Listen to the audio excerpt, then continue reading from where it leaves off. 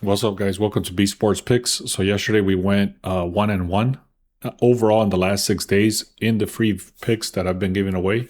We're on a record of 11-3. So 11-3 in the last 6 days with all the free picks that I've been throwing out. Overall in the VIP was very good. It was a 7-3 day, still profitable. We're on a 5-day winning streak in the VIP. Make sure to check us out for the VIP. We have about 8 or 9 different plays today. I'm going to show you one of those, actually 2 of those in today's video. All right, let's get right into it. Yesterday was a 2-unit day. Like I mentioned, it was a 7-3 and 1-1 for the free picks. So overall was a 2-unit day yesterday. In the free picks, we've been in the last 6 days, it's 11-3 overall. So if you're not getting the free picks, make sure you take a second, go to link in the description and click on free picks. Also, make sure to subscribe. Very quickly, let me just walk through what happened yesterday. White Sox, they demolished them 6-0. We actually like the White Sox today. Again, that's not the play I'm giving away, but I really do like the White Sox in their position today. We took the Yankees and the Dodgers. We can see the Dodgers, we even had them that they could lose by 1, and we would have still won this bet. They ended up winning by 5. The Yankees ended up winning by 11. So we also took the Yankees at a -1.5. That one hit very easily, very decent odds. And then we had 2 under RBIs right here and 1 player to get 1 hit.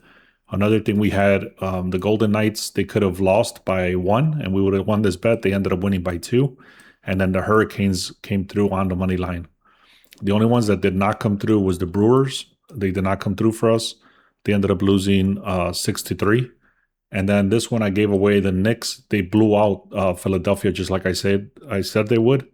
And then I also mentioned that if Anthony Edwards did not play, the line was gonna shift in the other favor. I did say, I gave a warning. I said the line was shifting in Minnesota's favor and that you should be careful with it. Normally I stay away from stuff like that when I see the line shifting like that. But the reason I liked it was because it was supposed to be a blowout. They were supposed to win by like 15 points or something crazy like that. And the line only shifted 1 point backwards towards Minnesota. So I said, you know what? That's not a big move, especially being that it was supposed to be a big blowout. So somehow they did not even get close. You can see I bought it all the way back to a -3.5. That means that they had to win by 4. And even those odds were ridiculous for them to win by 4. So anyways, they did come back towards the end, but they did not win the game. So Anthony Edwards did, make a big impact there. So I'm going to give you guys 2 plays. They're both going to be under no run first inning. One of them is going to be, I'm actually going to give you the one that's a little bit questionable. I'm going to tell you why it's questionable. It looks very, very solid, but it is questionable. So a lot of people don't pay attention to this, and it's very important. So I'm going to show you that one. I do like it. I'm going to take it, but it is very risky. So just be aware of that. That's going to be the first play that I'm going to give you guys. Then I'm going to give you another play. Same scenario is going to be under no run first inning, but this one is a lot stronger. So let me just get right into it. And I'm going to tell you, like I said, one of them is going to be very questionable. It's higher risk. So I'm going to give you options on how you can reduce that risk. So let's get into it.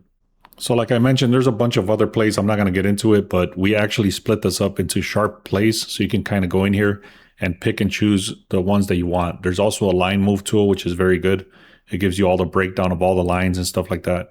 That's not the ones we're looking at today. There's another tool called the Nerfy report, which is right here. This is what I'm going to walk through. Like I said, there's 2 of them that I'm going to look through, and I'll give you the exact breakdown on what I'm looking at here. If you want access to that tool, the one I'm going to show you is called the Sharp Edge. You get 2 weeks for free. Check out the link in the description. I'm also offering that you can get the Discord plus the Sharp Edge for 2 weeks for free. Check out the link in the description where it says tools that we use. All right, let's get right into it. Like I said, if I didn't know what the hell I was talking about, this looks amazing. Let me just tell you why this looks so good. This guy, Freddie Peralta, you can see 5 games in a row, or what is this, 6 games in a row. He has not allowed a run in the first inning. We look at Michael Larson over here. Same thing. He's got 5 games in a row where he does not allow a run in the first inning. If we look at the career, the park, the season, and the last 10, all of this looks very solid for both of these pitchers. Now, 2 things to note here is that the ERA is very bad over here, 5.01 and 4.52. So that is already a negative. However, we don't care about that as much. What we do care about is these stats right here, especially the one that says the park. So if we look very specifically on this park, and the reason this is so important is that this is Coors Field in Colorado. So if you know anything about baseball, if you keep up with baseball, everything is inflated in Colorado because of the air quality and how high they are up in the mountains. So because of that, all these numbers get inflated. That's why this one is so important right here where it says the park.